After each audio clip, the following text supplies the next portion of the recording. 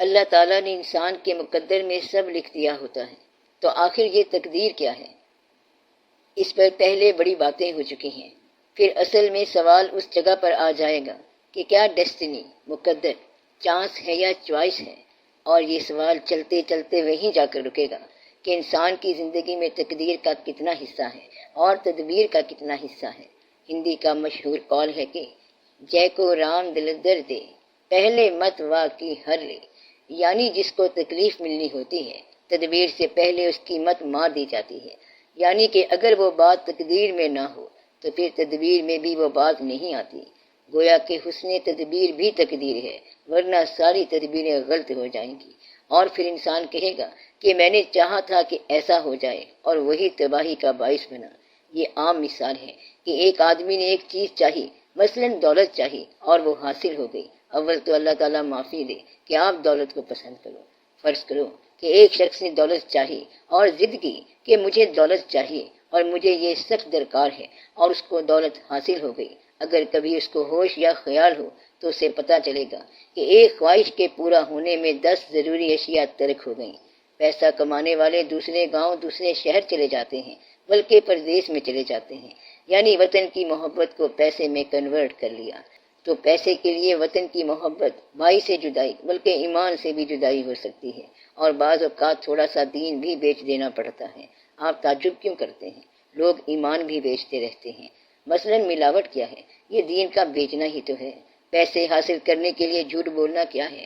دین کا بیچنا ہے۔ پیسہ کمانے کے لیے صداقت کو ذبح کرنا بھی دین کا بیچنا ہے۔ کچھ لوگوں نے دین کو بیچا، کچھ لوگوں نے قوم کو بیچا، کچھ لوگوں نے وطن کو بیچا، اور کچھ لوگوں نے بھائی بن کر دھوکہ دیا، تو خواہش حاصل ہو گئی، تدبیر پوری ہو گئی، اور یہ پتہ نہیں ہے کہ تقدیر اپنا کام کر گئی ہے۔ تو تقدیر اپنا کام کر جاتی ہے، اور اب ہمیں اس کے لیے پریشان بھی نہیں ہونا چاہیے۔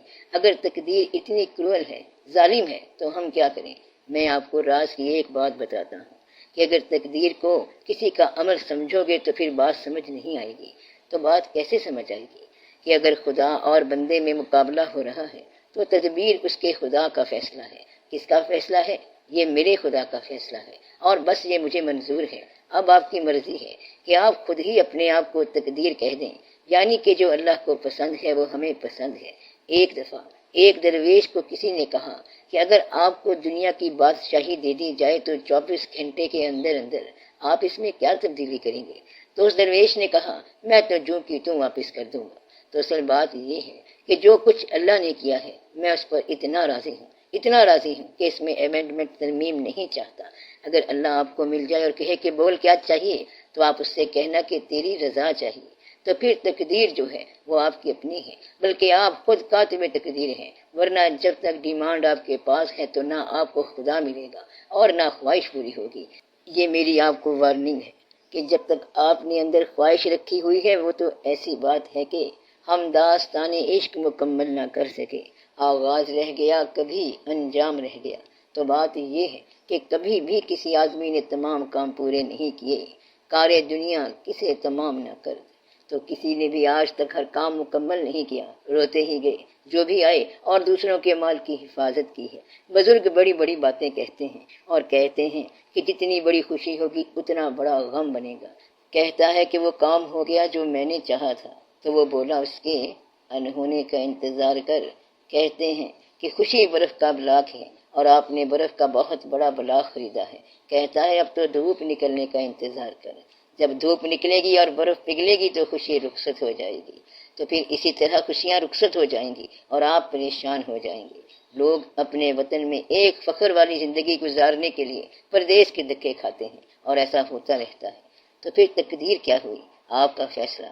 اللہ تعالیٰ کا ارشاد ہے کہ اے جنات اور انسانوں کے گروہ، اگر تم آسمان اور زمین کے حصار سے نکل جانا چاہو تو نکل جاؤ، اگر تم نکل سکتے ہو تو نکل جاؤ، مگر اس بات کی وارننگ بتائی ہے کہ اللہ کی مدد کے بغیر، طاقت کے بغیر نہیں نکل سکو گے۔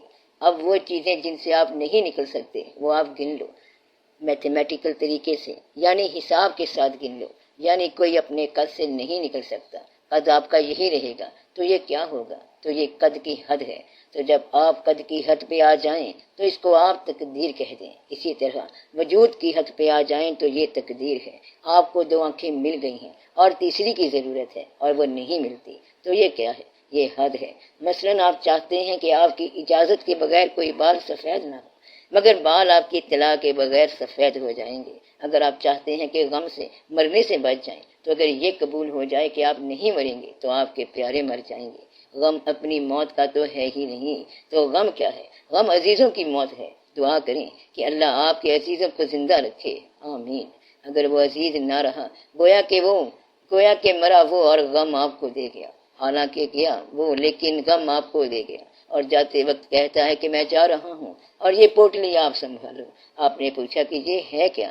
تو وہ کہتا ہے کہ یہ غم ہے، تو جانے والے نے اپنا غم آپ کو دے دیا، تو یہ بھی مجبوری ہے، اور جہاں مجبوری ہے وہ تقدیر ہے۔ کچھ لوگ کہتے ہیں کہ لوگوں کو اتنے اچھے والدین ملے اور ہمارا باپ بڑا غریب تھا، لیکن آپ یہ بدل نہیں سکتے، اب اس کو تقدیر کہیں گے۔ تو اگر آپ اپنے والدین کو نہیں بدل سکتے تو یہ تقدیر ہے، کیونکہ پیدا کرنے والے نے آپ کو ان والدین کے ہاں پیدا کیا۔ آپ مانو یا نہ مانو، یہ حقیقت ہے۔ اب آپ تسلیم کریں گے تو بچ جائیں گے۔ تو جو چیز آپ کو کوشش کے باوجود تسلیم کرنی پڑتی ہے اسے آپ تقدیر کہہ لیں۔ آپ چاہتے ہیں کہ ایسا ہو لیکن وہ پورا نہیں ہوتا، تو یہ تقدیر ہے۔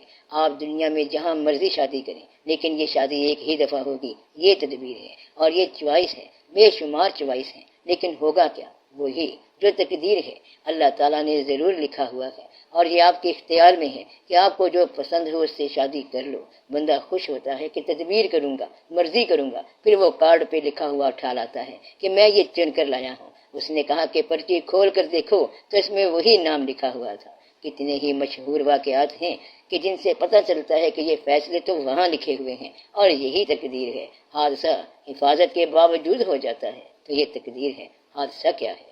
ہوائیں ان کی، فضائیں ان کی، سمندر ان کے، جہاز ان کے، تو بھنور ہے تقدیر کا بہانہ، اور اس بھنور میں کوئی بھی گر سکتا ہے۔ تو 1000 جہاز مل کے بھی سمندر فتح نہیں کر سکتے، تو سمندر کیا ہے یا بھنور کیا ہے؟ یہ تقدیر ہے۔ اصل میں تقدیر کا راز آپ کو سمجھ نہیں آ رہا، اور جب آپ سمجھنا چاہتے نہیں تو سمجھ کہاں سے آئے گا؟ آپ باہر کے حملے کو تدبیر کے ساتھ روکتے ہیں، حالانکہ حملہ اندر سے ہوتا ہے، تو آپ وہاں کیا کرو گے؟ مثلاً آپ خندق میں تھے، بندوق لے کے بیٹھے تھے، تو ہوا کیا؟ کہتا ہے کہ اندر ہی دیوار گر گئی۔ اندر کی دیوار گرتی ہوئی کسی نے محسوس ہی نہیں کی۔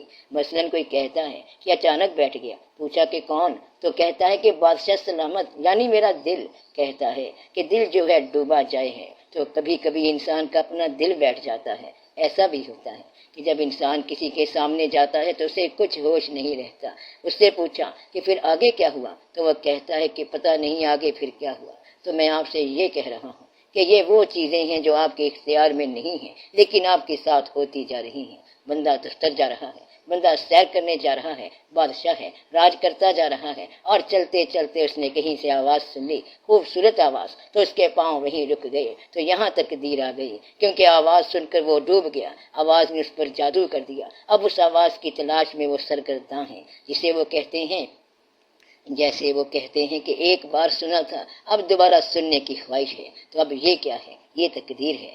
آپ نے چلتے چلتے ایک شکل دیکھ لی، اور وہ نورانی شکل کوئی دیکھتا ہے، تو ایک شکل دیکھنے سے بھون چال آ گیا۔ تو یہ جو بھون چال آتا ہے یہ تقدیر ہے کہ چلتے چلتے کیا سے کیا ہو گیا۔ اور یہ جو واقعہ ہے کہ ایک افغانستان کا بندہ اور دوسرا ایران کا بندہ، چلتے چلتے ایک نے دوسرے کو دیکھا اور ایک واقعہ ہو گیا۔ وجہ کیا تھی؟ وجہ یہ تھی کہ اللہ تعالیٰ نے اس میں بڑا راز رکھا ہے کہ ایک کو آنکھیں دے دیں اور دوسرے کو چہرہ دے دیا، پھر کہتا ہے کہ اب بچ کر دکھاؤ۔ تو کیسے بچ سکتے ہیں؟ آنکھ والا جو ہے وہ چہرہ تلاش کرے گا، وہی چہرہ بھولا بھالا معصوم چہرہ، چھوٹا ہو کے بڑا ہو، بزرگ ہو کے درویش ہو، اس نے دیکھا اور بس وہ جاذب ہو گیا۔ یہ مجذوب ہونے سے پہلے کی بات کر رہا ہوں۔ تو جاذب کا ہو جانا کیا ہے؟ یہ تقدیر ہے۔ اور کبھی کبھی ایسا واقعہ ہوتا ہے کہ وہ کہتا ہے کہ پھر کیا بتاؤں کہ کیا ہوا؟ پھر ہم نے دیکھ لیا۔ کیا دیکھا؟ کہ ایک بندہ ہی دیکھا، لیکن ہم نے قدرت خدا کی دیکھی۔